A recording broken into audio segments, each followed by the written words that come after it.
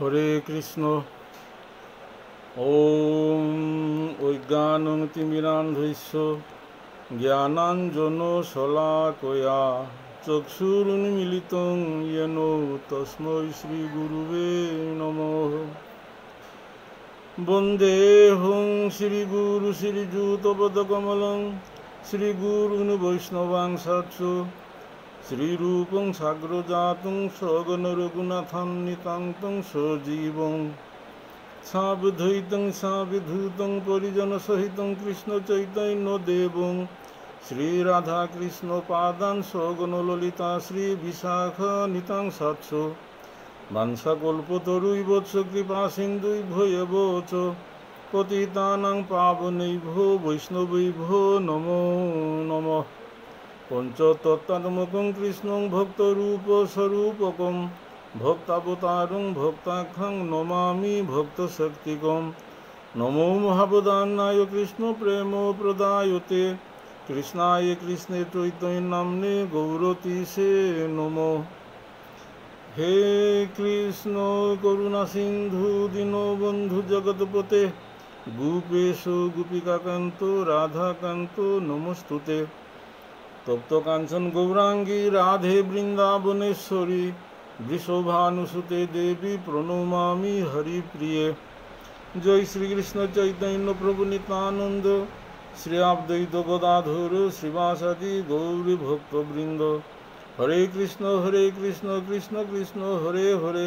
হরে রাম রাম রাম হরে হরে।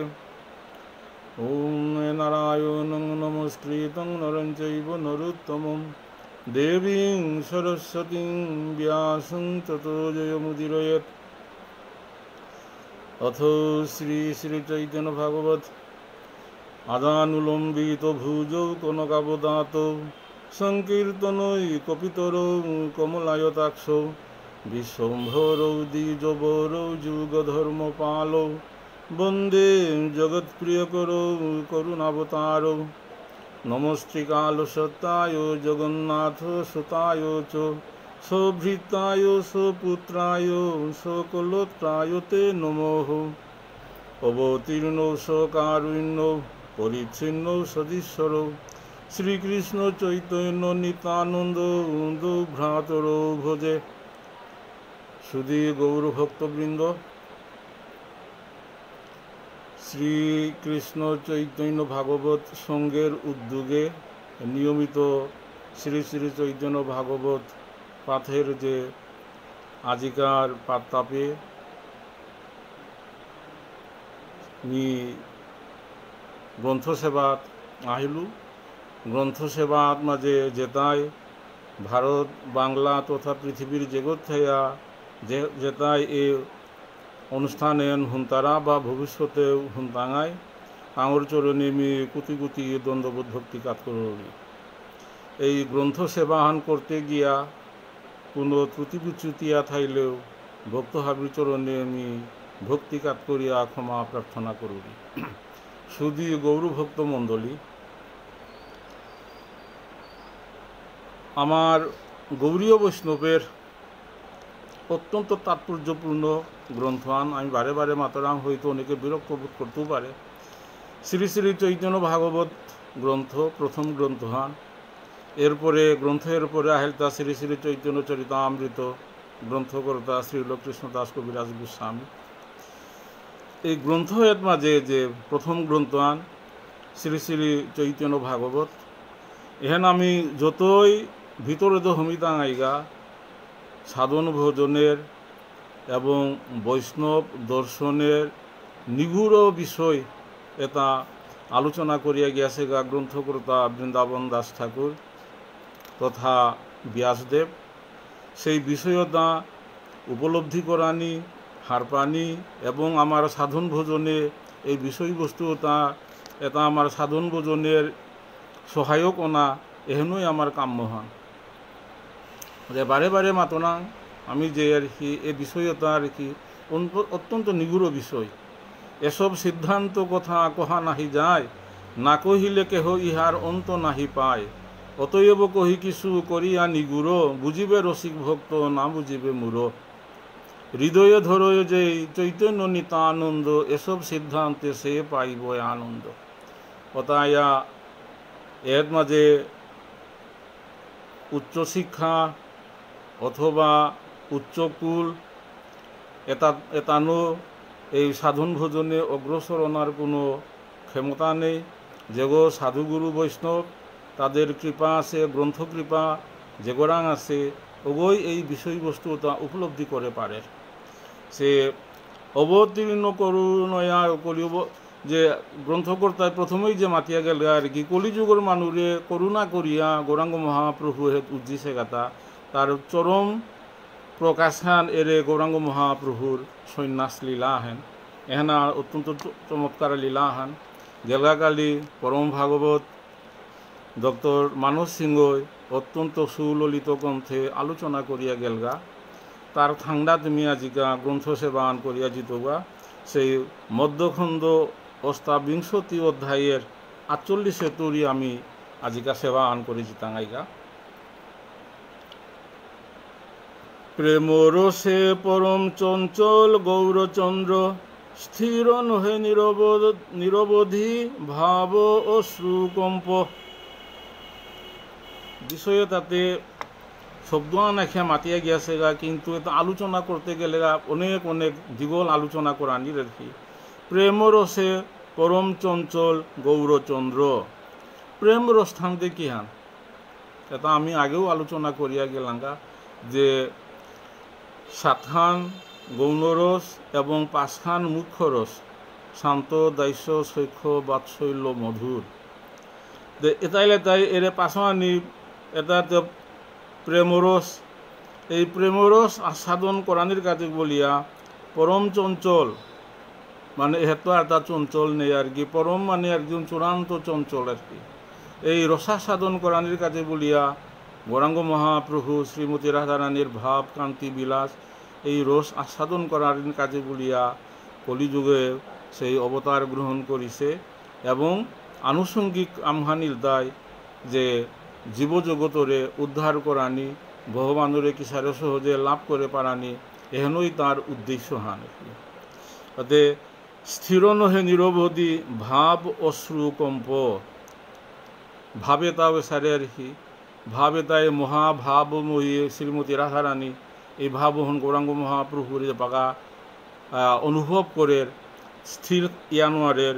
এরপরে তার অষ্টসাত্ত্বিক বিকারর অশ্রুকম্প বৈবর্ণ,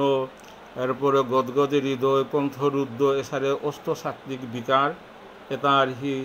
যে বৈষ্ণব গরাং আহের তার এটা অষ্টসাত্ত্বিক বিকার এটা প্রকাশ পার। এক বন্ধে বুলো বুলো করি প্রভু উঠে বিশ্বম্বর, গায়েন মুকুন্দ প্রভু নাচে নিরন্তর। এর মধ্যে গৌরাঙ্গ মহাপ্রভু সেই সন্ন্যাস নেনার কাজে বলিয়া যে পাগা গরু তো নুকুলিয়া গেলগা, তার পারিষদ এত মুকুন্দ সহ আরও যেটা আসিলা আর কি, অতাক ভগবানোর লগে সেই গৌরাঙ্গ মহাপ্রভুর লগে থাইয়া আর কি নিত্য কীর্তন করতারা। কীর্তনতার মাঝে কীর্তনের যে রস, ওই রস অনুযায়ী গৌরাঙ্গ মহাপ্রভুর সেই সাত্ত্বিক বিকারতা প্রকাশ পারতা। বসিলেও প্রভু স্থির হইতে না পারে, প্রেম রসে মহাকম্প বহে অশ্রু জরে। তার বহিয়াও স্থির নাই, এর আগেই মাতে গেলে তা পরম চঞ্চল। সেই রস আস্বাদনের কাজে বলিয়া রেখি এতই অস্থির গৌরাঙ্গ মহাপ্রভু, সেই এতই অস্থির এতই চঞ্চল, এবং যে পাগা যে রসখান সেই গায়কতায় গাই তারা মাতুঙ্গুলিয়া তার সাত্ত্বিক বিকার আহের গৌরাঙ্গ মহাপ্রভু বহিয়াও তা শান্তি না পার। সেই একদম চূড়ান্ত প্রেমরস আস্বাদনের একদম চূড়ান্ত প্রকাশখান গৌরাঙ্গ মহাপ্রভু করে তা, এবং হেন লোকশিক্ষার মাঝে দেখেনও দেখা দেখান আর কি, যে ভক্তগো যে কৃষ্ণ ভক্ত তার যতটুকু সাধন বোজন আর কি তা অগ্রসরিতই তার তা এসারে সাত্ত্বিক বিকার ওয়া অন্য আর কি। কিন্তু আমার মতো পাপী মানুষ সাধারণ মানুষ তারা আর কি এটা শুনিয়াও আমার সেই ভাবতা উদয় নার, সেই ভাবতা আমার প্রকাশ খুব একটা না ওর কিঞ্চিত যৎকিঞ্চিত হয়তো সেই প্রেমাশ্রু আহিতে পারে আহের এবং রুদ্ধ গদগদ রুদ্ধ ইয়া কণ্ঠ রুদর বাক রুদ্ধ হর এটা হয়তো এই সাত্বিক বিপার কিঞ্চিত আহান দোয়ান হয়তো আর হি আমার প্রকাশ পার কিন্তু ওসারে ওই সময় এবং দীর্ঘ সময় ধরিয়া এইভাবে তো আমার প্রকাশ নার কিন্তু উদ্দেশ্য মানিলতায় যেগো ওইভাবে ভাবিত ওই ভোজনে ভাবিত তারাং কিন্তু এইভাবে তার কি দীর্ঘক্ষণ ধরিয়া স্থায়িত্ব লাভ করে ভোজনের উদ্দেশ্যমান নিলতাই হন আর কি ওই পর্যায় হত গিয়া ওই ভাব হত মাঝে ভাবিত হইয়া দীর্ঘক্ষণ স্থায়ীও না এহেন ইলতাই সাধন ভোজনের চূড়ান্ত লক্ষ্য হান বুলো বুলো করি প্রভু করয় হুঙ্কার ক্ষৌর কর্ম নাপিত না পারে করিবার এর মাঝে গিয়া সে কটুয়ার মাঝে গিয়া গৌরাঙ্গ মহাপ্রভু সেই সন্ন্যাস ধর্ম গ্রহণের পূর্বক্ষণে ক্ষৌর কর্ম করানির এর মাঝে বৈদিক অনেক বিধিবিধান আছে এর আহানিলাতায় ক্ষৌর কর্ম করিয়া একদম শুদ্ধ পবিত্র ইয়া তারপরে আর কি সেই যে দীক্ষা নেনা বা সন্ন্যাস ধর্ম গ্রহণ করানি তে লোকশিক্ষার কাজে গৌরাঙ্গ মহাপ্রভু সেই কলিযুগর মানুষে শিক্ষা দেনার কাজে বলি আহিছে গো কারণ হনে তাও পাগা ক্ষৌর কর্ম করিয়া সেই স্নান করিয়া গঙ্গা স্নান করিয়া সন্ন্যাস নিতে হান এবার ক্ষৌর কর্ম করানির কাজে বলিয়া গৌরাঙ্গ মহাপ্রভু অপেক্ষমান এবং তার নাপিত গই ক্ষৌর কর্ম করতই এহেন এলাকায় মানে গৌরাঙ্গ মহাপ্রভু পাগা অপেক্ষা করেন হান কথমপি সর্বদিন অবশেষে ক্ষৌর কর্ম নির্বাহ হইল প্রেম রসে এতে গৌরাঙ্গ মহাপ্রভুর সেই আজানুলম্বিত দেহ এবং দিগল দিগল সেই চুলথ আছে এবং সে কাগজ মাঝে সে খুপাগ বাজিছে এত বড় অপূর্ব চেহারা এবং তের সেই কেশবিন্যাস গৌরাঙ্গ মহাপ্রভুর কেশবিন্যাস এতই মাধুর্যমণ্ডিত কেশবিন্যাস যে কোনো মানুষ আরাঙা রেখে এটা দেখলে আগে কেশর মানে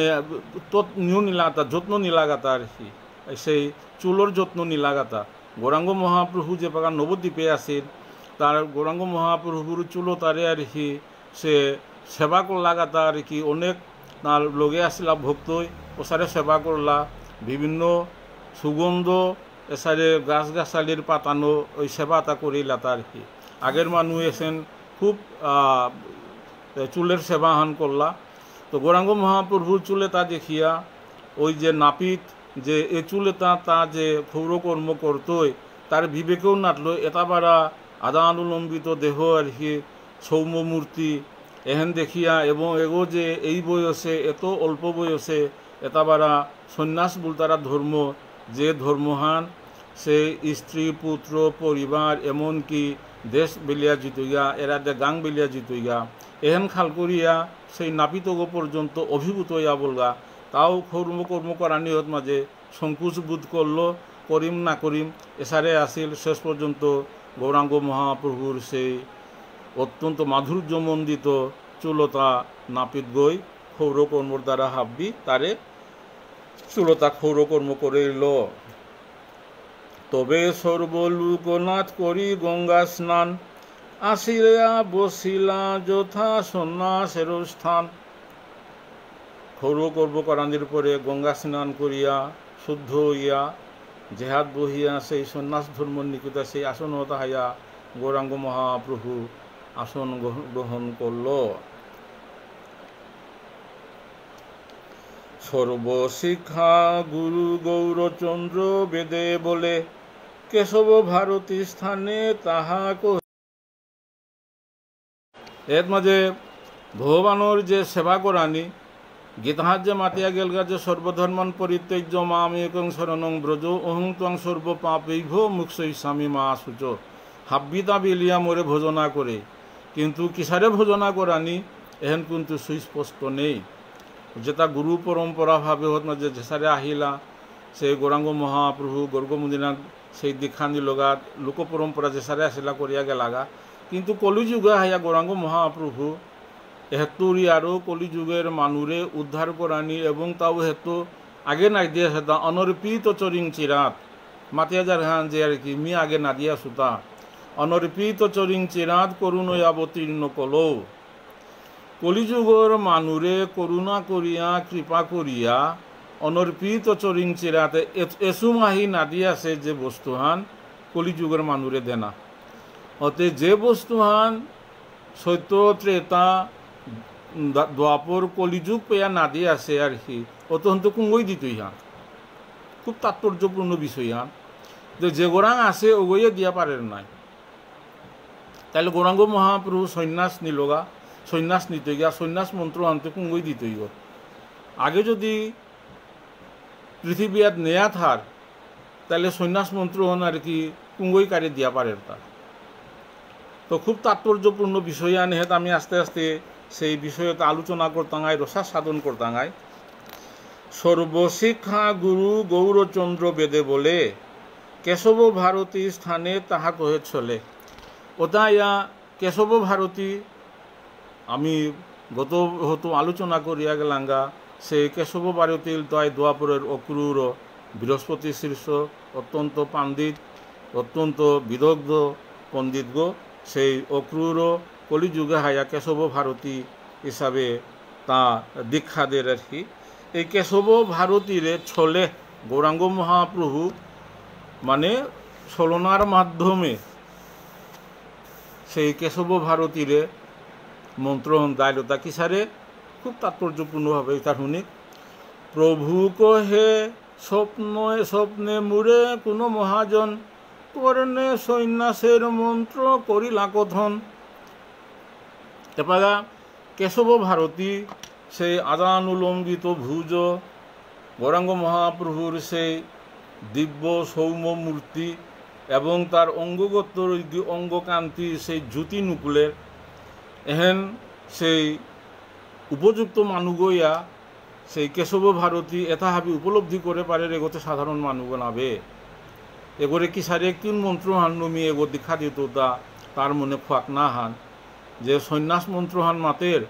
তো সন্ন্যাস মন্ত্রতে প্রথমেই গৌরাঙ্গ মহাপ্রভু আগেই মাতিয়া গেলা তা অনর্পিত চরিং চিরাত করুণই অবতীর্ণ কলো কলিযুগে মিহে না দিয়াছু এরস তার কি আগে না দিয়াছু কলিযুগের মানুষে কৃপা করিয়া দিয়াছু হান এহের মাঝে গৌরাঙ্গ মহাপ্রভুর খুব তাৎপর্যপূর্ণ লীলাহান এহের মাঝে মাতের তা আর কি যে কেশব ভারতীরে মাতের তা আমি গেলগা কালি হপনাহান দেখলু তা হপনহন মাঝে কোনো মহাজন কোনো সজ্জন মানুষ আগই মরে আহিয়া কানঘাট মাঝে সারে মন্ত্র হান দিল তা এ মন্ত্র হন সন্ন্যাসর মন্ত্র হান না কি হান বলিয়া তাঁতের নাম কেশব ভারতীরে এন হুনুইল খুব তাৎপর্যপূর্ণ লোলান খুব চমৎকার লীলাহান যে স্বপ্নে মোরে কোনো মহাজন কর্ণে সন্ন্যাসের মন্ত্র করিলা কথন বুঝ দেখি তাহা তুমি কিবা হই নহে এত বলি প্রভু তার কর্ণে মন্ত্র কহে অতে মহাজন আগই মোরে গৌরাঙ্গ মহাপ্রভু মাতের তা যে হপনে যে মহাজন আগই মোরে কর্ণে এসারে মন্ত্র হন দিল এ মন্ত্র হন আর কি তি শুনিয়াস আছে তিতে যে গুরু মহারাজ গো তি শুনলে হারপিতে মন্ত্র হন আউপাহান্না নাবেহান বলিয়া গৌরাঙ্গ মহাপ্রভু প্রকারান্তরে কেশব ভারতীরে সেই সন্ন্যাস মন্ত্র হন আর কি কেশব ভারতীর কর্ণে দিল ছলে প্রভু কৃপা করি তারে শিষ্য কইল ভারতীর চিত্তে মহা বিস্ময় জন্মিল সেই গৌরাঙ্গ মহাপ্রভুর ছল করিয়া কেশব ভারতীরে সন্ন্যাসর মন্ত্রহান দিল এহের সেইতে যেমন গৌরাঙ্গ মহাপ্রভুর শিষ্য ইল কেশব ভারতী আবার লোকশিক্ষার কাজে যে তার লগে পারিষদ আসিলা ওহত মাঝে যে অন্যান্য আর তাও মানুষ আসিলা ও তার শিক্ষার কাজে বলিয়া গৌরাঙ্গ মহাপ্রভু কেশবী ভারতীর আন্ত সেই গৌরাঙ্গ মহাপ্রভু কর্তৃক প্রদত্ত ওই সন্ন্যাস মন্ত্র হন কেশব ভারতীয় তার নাম গৌরাঙ্গ মহাপ্রভুর কর্ণে দিল খুব তাৎপর্য লীলাহান অত্যন্ত চমৎকার লীলাহান গুরু শিষ্যের যে নিবিড় সম্পর্ক নিবিড় বিষয় এর গৌরাঙ্গ মহাপ্রভু খুব চমৎকারভাবে আলোচনা করিয়ে গেছে গা। এর মাঝে গৌরাঙ্গ মহাপ্রভু যে পাগা সেই সন্ন্যাস মন্ত্র হন কেশব ভারতীর হুনুইল। কেশব ভারতীর মন্ত্র হন শুনিয়া যে ভারতীর চিত্তে মহা বিশ্বই জন্মিল, তা আসানো কিয়া বলগা আর কি। এবং তার মনের মধ্যে মানে সেই পরিবর্তন আহান আহিলে আর কি, যে এটা আমরা স্বয়ং ভগবান কর্তৃক প্রদত্ত মন্ত্র হন নাই, তার মন্ত্রের প্রভাবে কেশব ভারতীর সার্বিক পরিস্থিতি অত্যন্ত আমূল পরিবর্তন ইল। ভারতী বলেন, এই মহামন্ত্রবর কৃষ্ণের প্রসাদে কি তোমার অগুচর। সেই কেশব ভারতী মাতের তাঁর কি তুই মহাপুরুষ গো, তোর তাতে এটা হান্না পানির কথা হান নাবে, কারণ কৃষ্ণর কৃপায় আর কি তুইও এটা হার পানির কথা আনে বলিয়া কেশব ভারতী গৌরাঙ্গ মহাপ্রভুরে মাতের। প্রভুর আজ্ঞায় তবে কেশব ভারতী সেই মন্ত্র প্রভুরে করিলা মহামতি। গৌরাঙ্গ মহাপ্রভু যে মন্ত্রহান কেশব ভারতীর কানহাত মাঝে শুনো আছিল, ওই একই মন্ত্র কেশব ভারতীয়ে গৌরাঙ্গ মহাপ্রভুর কর্ণে দিল। চতুর্দিকে হরিনাম শুনো সুমঙ্গল ধ্বনি, সন্ন্যাস করিলা বৈকুণ্ঠের চূড়ামণি। এসারে করিয়া বৈকুণ্ঠাধিপতি ভগবান স্বয়ং কলিযুগে আহিয়া গৌরাঙ্গ মহাপ্রভু রূপে জন্মগ্রহণ করিয়া আজিকা সেই সন্ন্যাস ধর্ম গ্রহণ করল কেশব ভারতীর মাধ্যমে। তার মন্ত্রহান তার দ্বারাই তা দীক্ষিত ইলপাড়া। পড়িলেন অরুণ বসন মনোহর, তাহাতে হইলা কুতি কন্দর্প সুন্দর। সেই অরুণ বসন সন্ন্যাস নিলেগা, সেই সন্ন্যাসীর পোশাক পিদানি লাগে, রাঙা পোশাক খান পিতল এবং চেইতে সে আদানুলম্বিত এবং রাঙা বসন রাঙা ফুতিপি দিছে, তারপরে মাথা মুন্দিত মূর্গ, অপরূপ দৃশ্য, অপরূপ মনোহর চেহারাহান এবং স্বয়ং ভগবান যেটা উপলব্ধি করে পার তারা টাঙিয়া আর কি ভগবানের সেই গৌরাঙ্গ মহাপ্রভুরান্ত সেই জ্যোতিয়াহান সেই অনুভব করে পার তারা, যেহান কেশব ভারতী অনুভব করলো এবং আর একান্ত ভক্ত অনুভব করে পার তারা। কিন্তু যেটা দেখতারা তাই যে এটা আবার সুন্দর অতি অপূর্ব সৌম্য মাধুর্যমণ্ডিত আর কি কনাক্ষ আগো আহিয়া আজিকা সন্ন্যাস ধর্ম গ্রহণ করলা। এহেন দেখিয়া তাঙি অভিভূত ইলা। সর্ব অঙ্গ শ্রী মস্তক চন্দনে লেপিত, মালায় পূর্ণিত শ্রী বিগ্রহ সুশোভিত। এর মাঝে চন্দন চর্চিত, চন্দন দ্বারা লেপিত অঙ্গ, তারপরে মানুহে আইয়া হাত মাঝে যেটা ভক্ত পার্শ্ব যেটা আসিলা তাই যেগুই যে সেরে পানলা তাই আনিয়া ফুলোর মালা গলাত দিলা, সেই ফুলোর মালা পিদিয়া চন্দন চোয়াপি দিয়া সেই অপূর্ব সুন্দর মাধুর্য সেই চেহারা হান বহুত মাঝে আসিলা তাই হাবি আচ্ছাদন করলা দেখলা এবং ভগবানও তাঙরে সেই কৃপা দৃষ্টি দিয়াইল, তাঙরাঙো কৃষ্ণ প্রেম ভক্তি জাগ্রত গো এসারে সেই দৃষ্টি আহানো ভগবানে দিল। দ্বন্দ্ব কমণ্ডলু দুই শ্রীহস্তে উজ্জ্বল, নিরবধি নিজ প্রেমে আনন্দ বিহব্বল। সেই সন্ন্যাস নিলেগা দ্বন্দ্ব কমণ্ডলু ধরানি লাগে, দ্বন্দ্বধারী কমণ্ডলুকে ধরল এবং নিরবধি নিজ প্রেমে আনন্দে বিহব্বল। গ্রন্থকর্তা বৃন্দাবন দাস নিজ প্রেমে এটাতে আর কি সেই গোলক ধামে আসিল সেই বস্তু হন কলিযুগে হাইয়া বিতরণ করিয়া এবং তার প্রেমের সেই তার নিজে বিমোহিত ইয়া তা নিজে আস্বাদন করে। কুতি কুতি চন্দ্র যিনি শুভে শ্রীবদন, প্রেম ধারে দুই পূর্ণ দুই কমল নয়ন। প্রসারে করিয়া তার সেই কুতি কুতি সেই চন্দ্রের সুশীতল আভাযুক্ত গৌরাঙ্গ মহাপ্রভুর সেই চেহারাহান এবং সেই কমল নয়নে অনবরত প্রেমাশ্রু বর্ষিত ওর সেই অপূর্ব গৌরাঙ্গ মহাপ্রভুর চেহারাহান। কিবা সে সন্ন্যাসী রূপ হইল প্রকাশ, পূর্ণ করি তাহা বর্ণিমেন বেদব্যাস। সেই ব্যাসদেব ছাড়া এই রূপহেন বর্ণনা করার কারো কোনো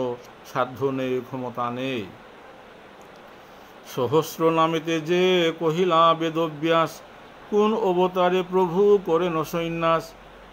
গৌরাঙ্গ মহাপ্রভু সেই জগৎপতি গোলকপতি কোন কোন অবতারে সন্ন্যাস গ্রহণ করেন, এহেন বেদব্যাসে বিস্তারিত সেই সহস্র নামেতে আলোচনা করিয়া গেছে গা বলিয়া বৃন্দাবন দাস এর মাঝে উল্লেখ করেন। এই তাহা সত্য করিলেন দ্বিজরাজ, এ মর্ম জানুয়ে সব বৈষ্ণব সমাস। একান্ত বৈষ্ণব, ঐকান্তিক বৈষ্ণব যেটা, এটা কিন্তু হার্পিতারা সেই ব্যাসদেবের রচিত সহস্র নামেতে কোন অবতারে ভগবান সন্ন্যাস ধর্ম নেরা বিস্তারিত আলোচনা করে আসে। কারণ হলে বিদগ্ধ বৈষ্ণব সমাজে শুধু হেন হারপাসিতা হে। এর মাঝে মহাভারতের দান পর্বে শ্লোকাহান উদ্ধৃতি দিয়াইতা, সন্ন্যাসকৃত সমোহ শান্ত নিষ্ঠা শান্তি পরায়ণহ। এর মাঝে মাতিয়া গিয়াছে গাতা যে সেই বিষ্ণু জ্যোতির্ধর্ম গ্রহণকারী নির্বিষয় কৃষ্ণৈকনিষ্ঠ হরি কীর্তন রূপ মহাযজ্ঞে দৃঢ়নিষ্ঠ কেবলাদ্বৈতবাদী অভক্তের চেষ্টার নিবৃত্তিকারিণী শান্তিলব্ধ মহাভাব পরায়ণ। এটা খুব বৈষ্ণব ফিলোসফিতে অত্যন্ত তাত্ত্বিক বিষয়, তাত্ত্বিক আলোচনা। এর মাঝে ব্যাসদেবের সেই কথান কৃষ্ণদাস এই যে বৃন্দাবন দাসে আলোচনা করিয়া গিয়াছে গা মহাভারতের শ্লোকেন উদ্ধৃত করিয়া। এর মাঝে মাতি তার যে জ্যোতির্ধর্ম গ্রহণকারী নির্বিষয় কৃষ্ণের প্রতি একনিষ্ঠ হরি কীর্তন রূপ মহাযজ্ঞে দৃঢ়নিষ্ঠ। এহেন কিন্তু সত্য ত্রেতা দাপরে এসারে বিষয় নাহিছে। কেবলাদ্বৈতবাদী, কেবল অদ্বৈতবাদী অভক্তের চেষ্টা নিবৃত্তকারিণী শান্তিলব্ধ মহাভাব পরায়ণ। মহাভাব হেন একমাত্র মহাভাব বললেই একমাত্র শ্রীমতী রাধারানীরে বুঝারব। মহাভাবময়ী শ্রীমতী রাধারানী এই মহাভাব হেন কিহান কিহান থাইলে পরে মহাভাব ওর এটা অত্যন্ত চমৎকারভাবে সেই রূপ গোস্বামী উজ্জ্বল নীলমণি গ্রন্থে বিস্তারিত আলোচনা করিয়া গিয়াছে গা। যে যে গৌরভক্ত কৃষ্ণ মানায় আসি তাঙ্গি যদি এই বিষয়টা আরও গভীরে যদি বিষয়বস্তু উপলব্ধি করানি এবং ভজনে সেই বিষয়বস্তু তানো আর কি অগ্রসর হনা চাই তারা তাই সেই রূপ গোস্বামীর উজ্জ্বল নীলমণি গ্রন্থ হত্তরি এই মহাভাবের যে বিষয়বস্তু বিস্তারিত আলোচনা আছে এটা আমি পাঠ করানোর কাজে বৈষ্ণবভাবের চরণে মি হেইসা ধরি অনুরোধ করি আর কি। সেই মহাভাব একমাত্র মহাভাবময়ী লেতায় শ্রীমতী রাধারানী আর কি। সেই মহাভাবতা গৌরাঙ্গ মহাপ্রভু সেই শ্রীমতী রাধারানীর ভাবকান্তি বিলাস আস্বাদন করে এবং সেই শ্রীমতী রাধারানীর মহাভাব এহেনতা আস্বাদন করানোর কাজে বলিয়া সেই সন্ন্যাস ধর্ম নেনার পরেও সেই মহাভাব এহেনতা চিন্তা করে সেই মহাভাব এন কিসারে অনুভব করানি।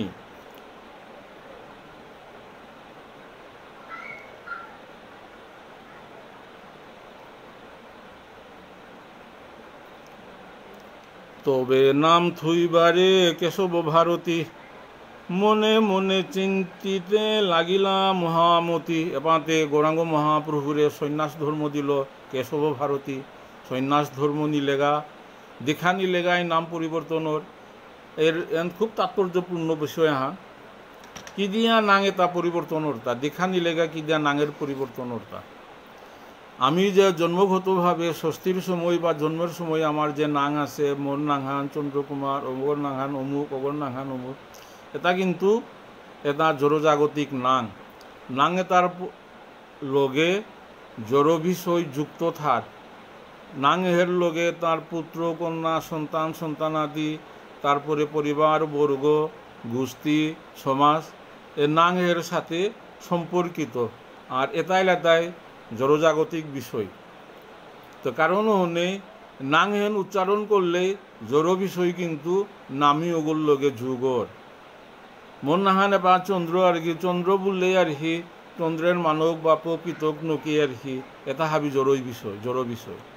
যে বাগামর দীক্ষিত নাংহান মাত্রায় দীক্ষিত নাঙন গুরু প্রদত্ত হান গুরুহে দিলে এর জড়জাগতিকত্বর ছিন্ন আনিল মি যে পাগা রেখি মোর গুরুদেবের একান্ত অনুগত শিষ্য গো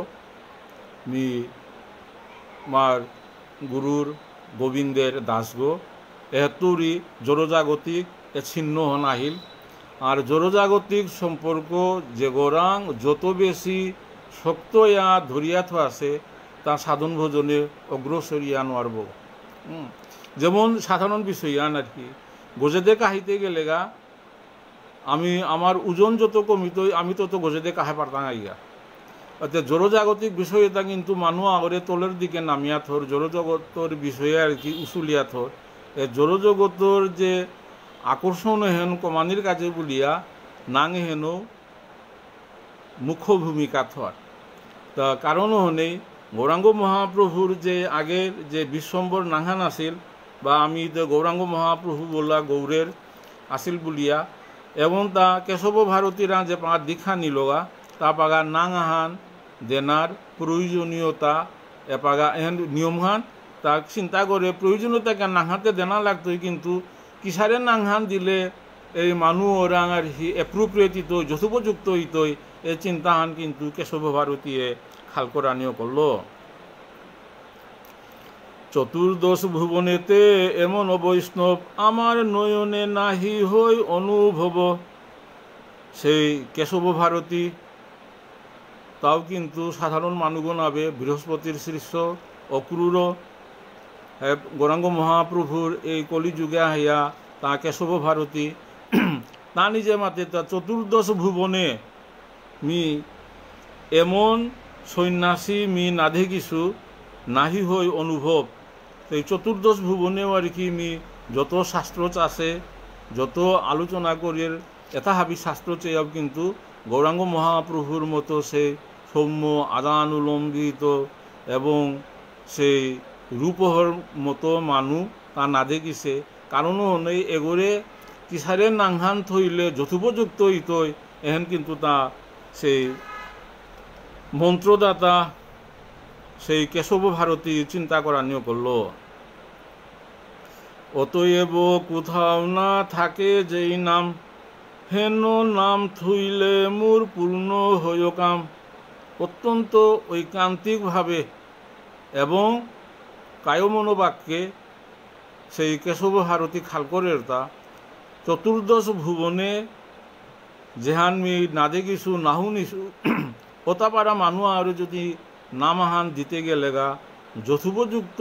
নামাহান দেনা এহেনই উত্তম হান তে কিসানে নাংহান দিল হবাই তুই তা এহের মাঝে অত্যন্ত ঐকান্তিকভাবে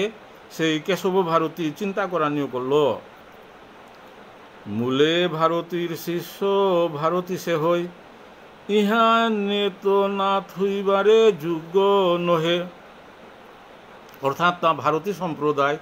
অন্য কেশব ভারতী বলতারা তা সেই ভারতী সম্প্রদায় তো কেশব দীক্ষা পাশে বলিয়া তা ভারতী কেশব ভারতী বলতারা আর তে কেশব ভারতীরা যেহেতু দীক্ষা নিলগা তার নামের পিছনে সে ভারতী টাইটেল হন থানা নিয়মহান কিন্তু তা খাল করে না হেনতে মি যেহান পাশুয়াত্তর এর চতুর্দশ ভুবনে মি যেহান না দেখিছু ওটা তার কাছে মি আথৌপা সেই বিরল নাঙাহান থনা আনে যথোপযুক্ত বলিয়া তা ঐকান্তিকভাবে তা খাল করা নিয়ে করল সেই কেশব ভারতী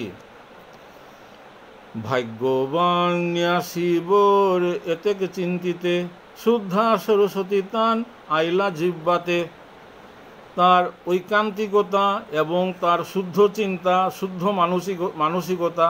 কারণও হনে তার জিহ্বার মাঝে সরস্বতী স্বয়ং হাইয়া বহিলিগা তো সরস্বতী যার জিহ্বাহাত বহিলিগা অত্তরে জিহ্বা হাতুরি অত্যন্ত যথোপযুক্ত শব্দ উচ্চারণ ওনা যথোপযুক্ত নাম উচ্চারণ ওনা অহনুই স্বাভাবিক খান এবং সরস্বতী ও কিন্তু নারায়ণের অর্ধাঙ্গিনী অহনে আরহি যথোপযুক্ত নাংহান মা সরস্বতীয়ে কেশব ভারতীর জিহ্বাহাত মাঝে আহিয়া অহন প্রদান করে নাথ আহিলি পাইয়া উচিত নাম কেশব ভারতী প্রভু ভক্ষে হস্ত দিয়া বলেন বলে শুদ্ধমতী কোথায় আর কি কেশব ভারতী সে নিজেও শুদ্ধ এবং তার শিষ্য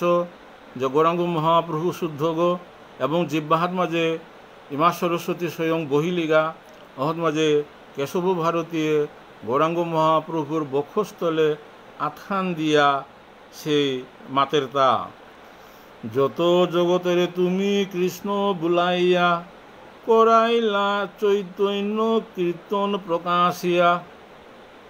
সে হে মোর শিষ্য গো তুই জন্মগ্রহণ করিয়া তোর মাধ্যমে যে এটা পারা মানু এটা হাবিরে কৃষ্ণ নাম সল করইলে এবং কীর্তন করিয়া ভগবানের গুণ কীর্তন করিয়া তাঙরে যে হি চেতনাহান প্রকাশ করইলে ওতাইয়া আজিকা তৌরি তোর নাংহান আর কি শ্রীকৃষ্ণ চৈতন্য এহনই যথোপযুক্ত নাংহান ইতই বলে আমি খাল করৌরি এতেকে তোমার নাম শ্রীকৃষ্ণ চৈতন্য সর্বলোক তোমা হইতে যাতে হইল ধন্য ওতাইয়া তোর নাংহান আজিকা তৌরিমি দৌরি শ্রীকৃষ্ণ চৈতন্য রেখে পৃথিবীর মানু তারে কৃষ্ণ নাম সল্ক রইলে এবং কৃষ্ণ কীর্তন চৈতন্য করে দিয়া কীর্তন করইলে আর কি আগে কৃষ্ণ কীর্তন কুঙ্গই কীর্তন করতাম না তা যেগুলো চেতনা আহের গই এ আর কি সেই শুদ্ধ চেতনা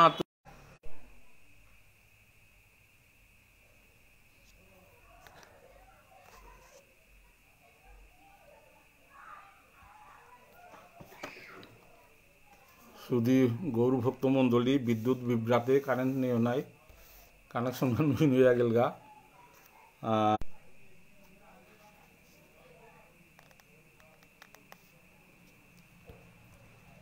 বিরাম ক্ষমা প্রার্থনা করুরি।